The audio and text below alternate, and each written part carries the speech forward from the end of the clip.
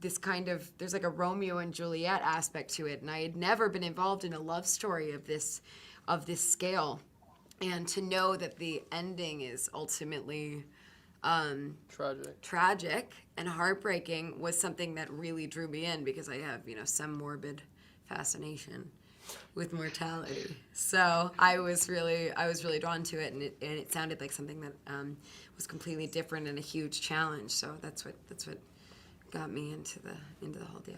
And I couldn't say no. Because as you say, I just love Spider-Man all my life, and I was really scared about the visibility that comes with it, the fame that comes with that potentially. I saw that Toby got really famous after he played Spider-Man, and playing a superhero usually means that people will recognize you a lot more, and so I was scared about that. And I still am, but I'm coming to terms with that a little bit now. But for about a month I was kind of trying to figure out whether I could handle it. And of course, ultimately there was a 3-year-old inside me that was screaming at me and swearing at me, saying, "You mother, you are getting on, you are getting it, you are doing this, and there's absolutely no way you're not. You have absolutely no choice." So I had to kind of I had to give in to my very aggressive 3-year-old. I can't believe your 3-year-old had such a potty mouth. Oh yeah, he did. He really, really Where did. did he learn that language? It was my father. Thanks. Hi. First off, I have to say, Emma Stone, you're fantastic and lovely and delightful. You. Thanks. So are you, Andrew.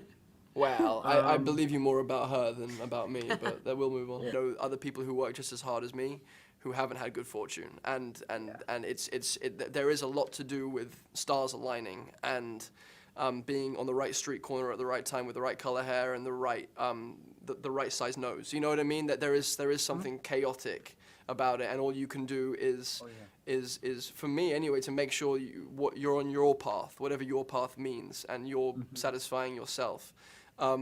And doing what you're doing for the right reasons, whatever you discover them to be. I'll advise you to read a book if you haven't already read it, and it's by René Maria Rilke, and he wrote a book called Letters to a Young. Yeah, I tried to get my hands on everything, and there's too much to absorb. I'm at capacity with it, but yeah, I tried to get a hold of every single series that I never read before. The Ultimates I had never read, the Spectaculars I had never read. I of course rewatched the movies. I went back to the old animated series and the Amazings, and I discovered, thankfully, the Torment series, the Todd McFarlane series, which is now one of my favorites. So yeah, that was just pure fun, man. Just to be able to do that, that's no job, man. I'd paid to be able to do that stuff. So that was awesome.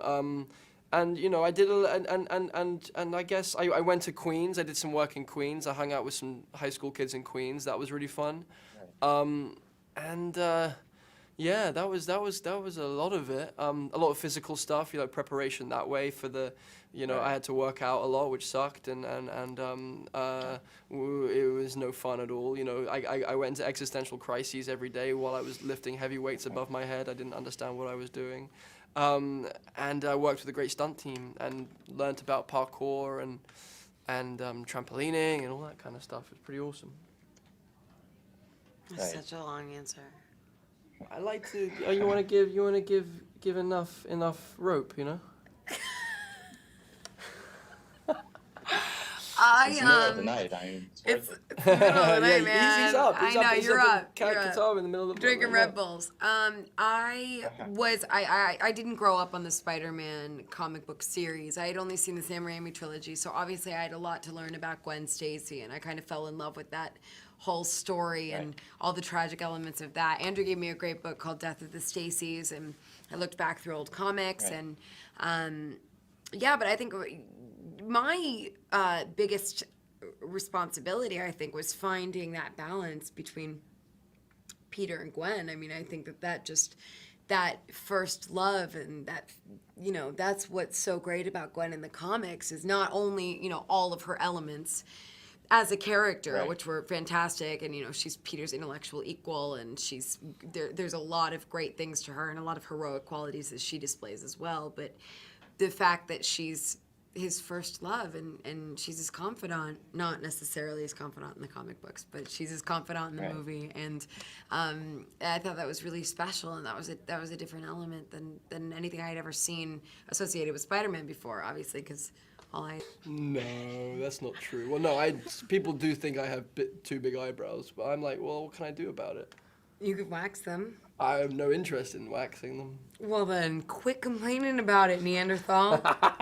All right, so my struggles that I have encountered in career thus far. I've been actually very lucky that people have let me try my hand at different things that weren't just comedy. I think I was a little bit worried that it would that people would doubt my ability to do other things, including myself. So it's been nice to be able to try different things like The Help or something like Spider-Man or Gangster Squad. That's been really kind of incredible. In terms of how that compares to Gwen's struggle, she was not in Gangster Squad, but she was in Spider-Man. True. I'm not sure. I'm not sure. I can answer this more seriously, probably. I struggled with being a skinny kid, and I didn't like it when I was a kid. I was like, I wish I was more, bigger guy. And I struggled with that, and I was very short. And I wanted to play rugby, and I wanted to do all these sports, and I wanted to be able to stand up for myself better and not get the crap kicked out of me. And I think Peter Parker, that's one of the things I always identify with Peter Parker about, because he was a skinny kid, and then when he gets the power, he's able to, So that was one of the things for me, and that's genuine. Don't laugh. Why are you laughing? I'm not. Why? I'm sorry. You are so mean. I'm sorry. That's